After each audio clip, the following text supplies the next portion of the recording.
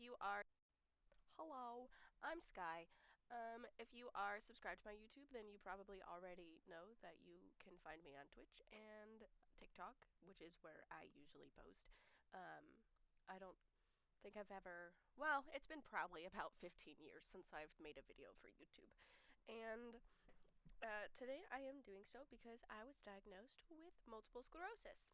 And whenever I was going through the process and um, figuring out what was going on, I kind of knew. I've kind of known for about 2 years, but my doctors finally caught up within the last month.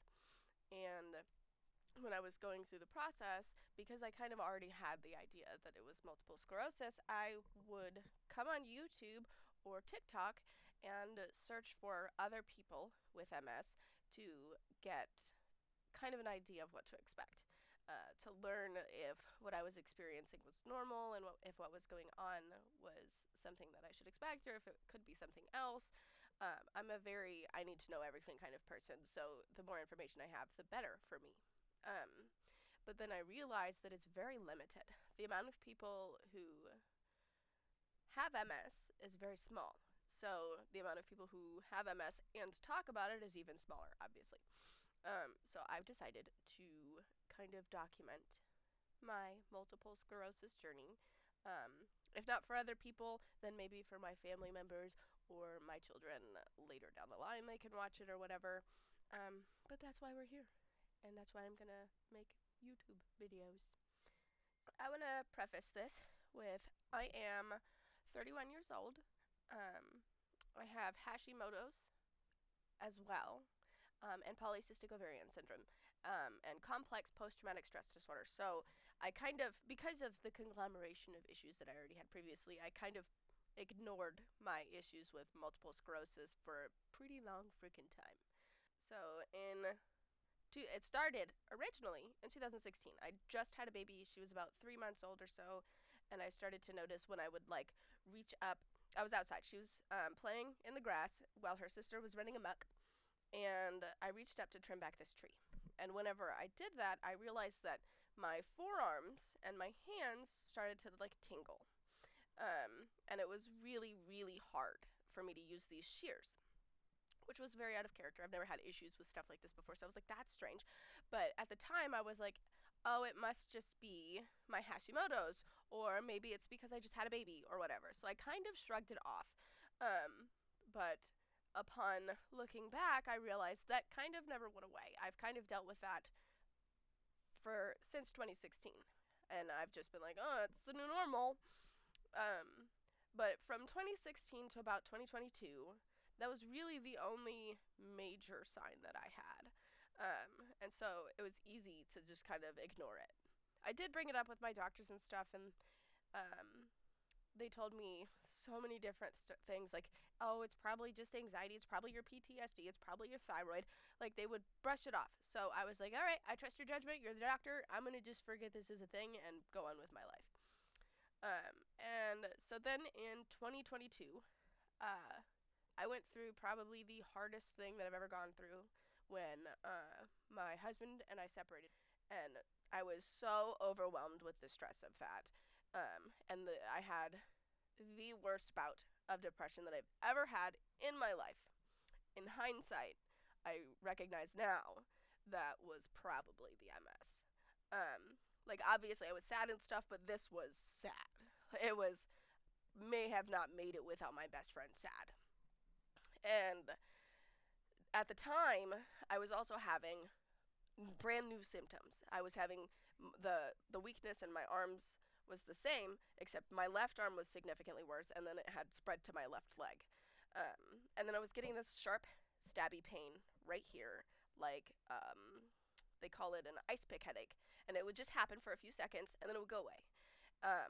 And that kind of freaked me out. I was like, oh, I have brain cancer. So when it went away, I was just like, brain cancer doesn't go away, and so I just ignored it. I wasn't able to ignore the left-sided numbness and weakness.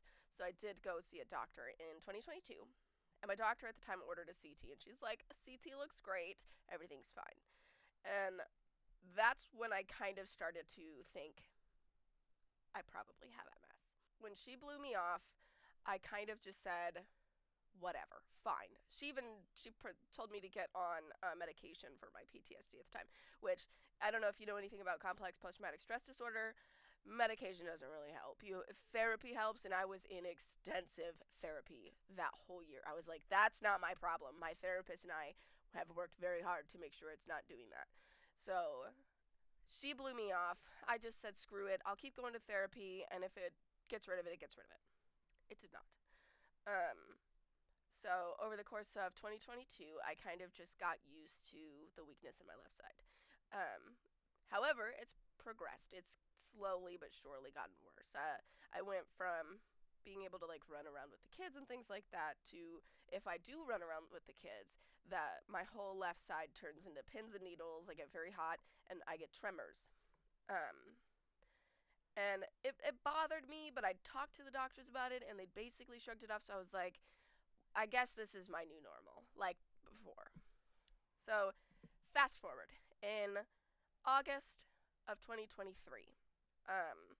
my previous doctor had told me, well, maybe it's hormonal. And so she sent me to my gynecologist. Yeah, numbness, left-sided weakness. She sent me to a gynecologist. This was, ooh.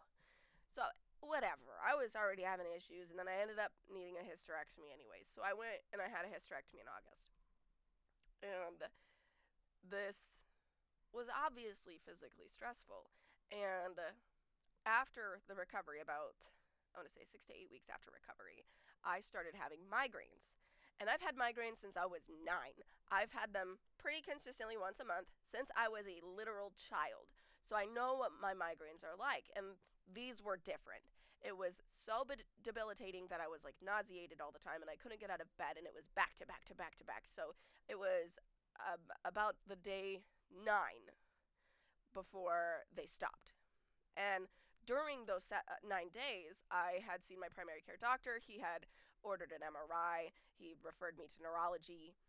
And I was just in pain all the time. He tried to get me on, at the time, solmatriptan, and that didn't work. And then he got me over to zolmitriptan, and that one does work for me, which is wonderful.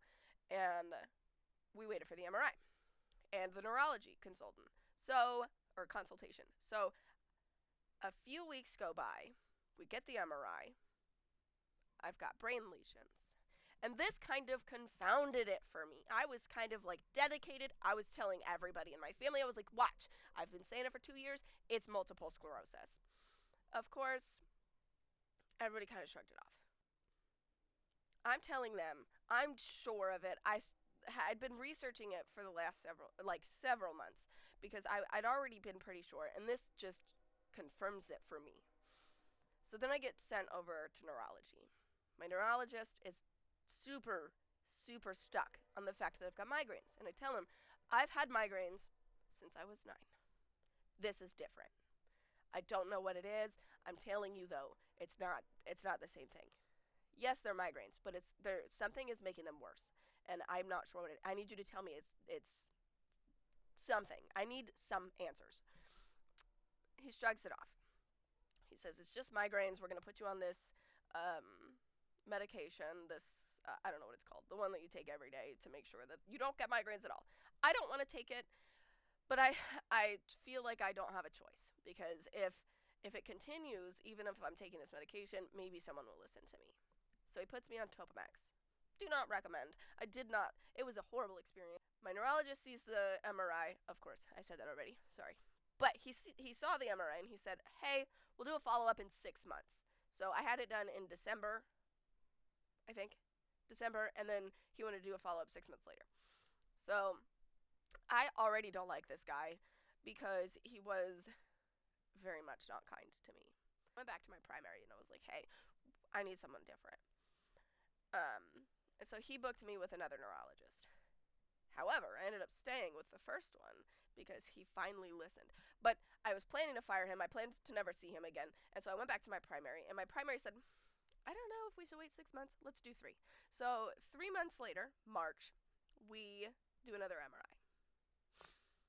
Whenever I have this MRI done, one of my lesions is active. And I don't know if you know this, but with migraines, There is no blood-brain barrier break. So there will be no active lesions in a migraine. So I felt like, finally, they can't brush this off now. And so he actually sent it over to my first neurologist. And my first neurologist calls me and he said, "Hey, I'm wrong. I don't think that it's migraines. We should do a spinal MRI and a lumbar puncture. I think that you have multiple sclerosis." And I got off the phone with him and I called my mom and I wept. It is the best news that I've had in 2 years because finally someone hears me. It's like, that's probably the hardest part of diagnosis, is getting doctors to believe you about symptoms they can't see.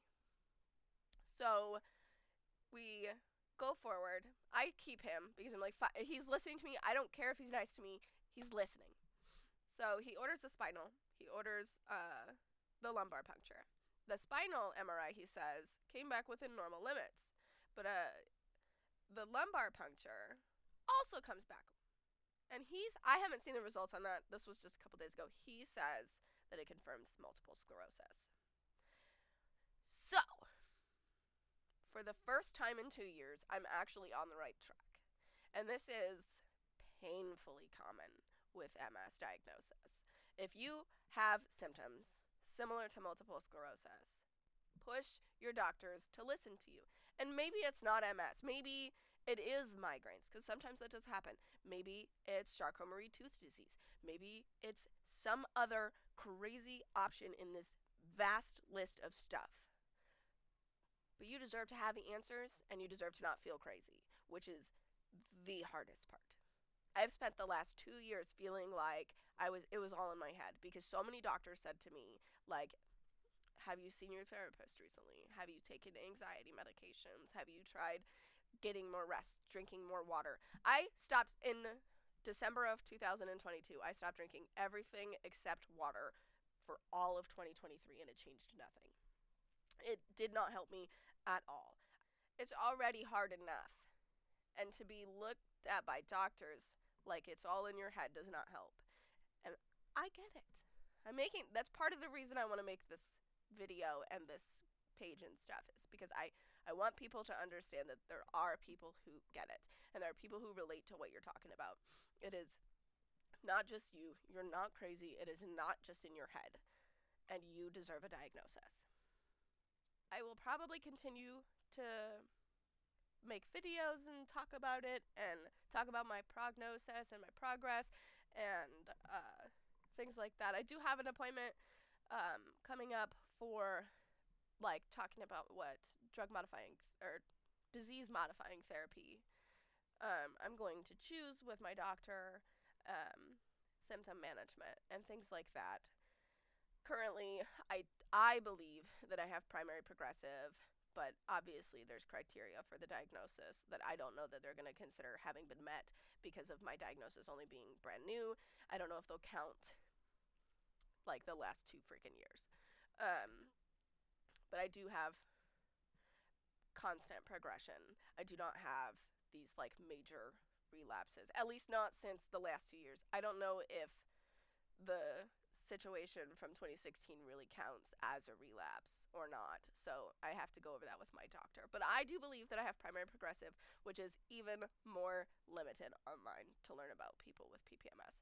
So if that's the case, I will talk about it as much as I possibly can. I will try to, like, create a platform where you can feel related to, because I absolutely needed to have people that I could feel like I related to during my diagnosis process. And maybe that will benefit other people. And it can teach, maybe, like, it can help family members of people with multiple sclerosis learn how to interact and how to connect and relate, because that's another really, really hard part about MS that I've struggled with during this whole process. I think that's pretty much all that I have to say today. I will update you guys as needed. Thank you for watching. Bye.